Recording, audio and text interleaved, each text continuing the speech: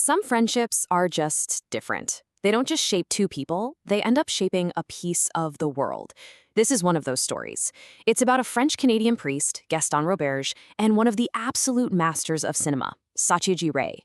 It's a story that starts with a movie, but ends up being about so much more. And it all kicks off with this, a single quote that says everything. For Gaston Roberge, a film wasn't just a film, it was a portal, a doorway. A single trip to the cinema in New York City sparked this incredible, lifelong journey to a place he'd never been and a person he'd never met. So let's set the scene. It's 1961. A 26-year-old Gaston Roberge is on his way to India, and he's got to stop over at New York. He wanders into a movie theater and stumbles upon Satyajit Ray's Apu trilogy, and he's so completely blown away that he watches all three films in one go, back to back. Now, you can see here what a huge shift this was for him. Before the films, his idea of Bengal was pretty abstract, right? It was built on academic books and this one really grim article about poverty. But after seeing Apu's World, suddenly, Bengal was real. It was filled with people you could know and even love. Ray's films didn't just show struggle, they radiated humanity.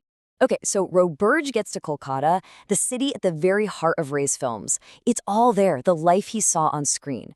So you'd think the first thing he'd do is track down his hero, right? Nope. Incredibly, he waits for 9 whole years before even trying to meet Satyajit Ray. And this timeline just spells it out. He's totally captivated in 61, but for the next 9 years, he just lives in Calcutta. He works, he learns, he soaks it all in. He doesn't even make a move to meet Ray until 1970. You see, this wasn't him putting it off, this was him preparing. And this quote right here, this is the reason why. It shows just how much respect he had. He didn't want to be another fan, just staring at a living museum piece. He wanted to be able to sit down with this genius and have a real conversation, a worthwhile dialogue.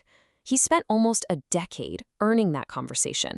So when they finally did meet in 1970, it was the start of something really special. A quiet, deep friendship that would go on for 22 years, right up until Ray passed away in 92.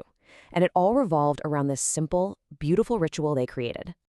Every single Sunday morning, like clockwork, at 9 a.m., Roberge would show up at Ray's house, and there, Ray, who was known for being a very private man, would show his new films to his friend, and he'd actually listen to his feedback. And as this incredible mark of respect, Ray would often speak to him in Bengali, recognizing just how much Roberge had embraced the culture. Now, because of this close friendship, Roberge got a peek behind the curtain. He got to know the real Satyajit Ray, or Manikda, as his friends called him. And the man he found was a world away from the public image. I mean, to most people, Ray seemed like this towering figure, both literally and intellectually. He could come off as a bit cold or intimidating. But the guy Roberge knew, he was shy, he was simple, incredibly humble, a gentle person who was so unassuming, he was even shy about getting compliments. And there's this one story that says it all. One Sunday, Roberge arrives, and Ray is just deeply upset. Some visitors had just left, and he realized the original, priceless, handwritten script for his masterpiece, Charulatha, was gone. Just vanished. Now get this. Ray was pretty sure he knew who took it. But when Roberge asked if he was going to do anything about it, Ray said no. He didn't want to ruin the person's reputation. Just think about that for a second. His concern for another person's dignity was more important than his own priceless work. Roberge said it best. He was absolutely stunned by his humane concern. A friendship this deep is bound to leave something real behind, more than just great memories. And in their case, it created legacies you can still see and feel today. The biggest one is this place, Chitrabani. It's a groundbreaking film institute that Robert founded, an idea that grew directly out of his talks with Ray. And, in the ultimate act of friendship, Satyajit Ray put his own name on it as a co-founder and advisor. That's a huge stamp of approval. But it wasn't just about buildings. Roberge saw a deeper legacy. He believed that Ray's last 3 films, which were kind of misunderstood at the time, were really his final message to the world.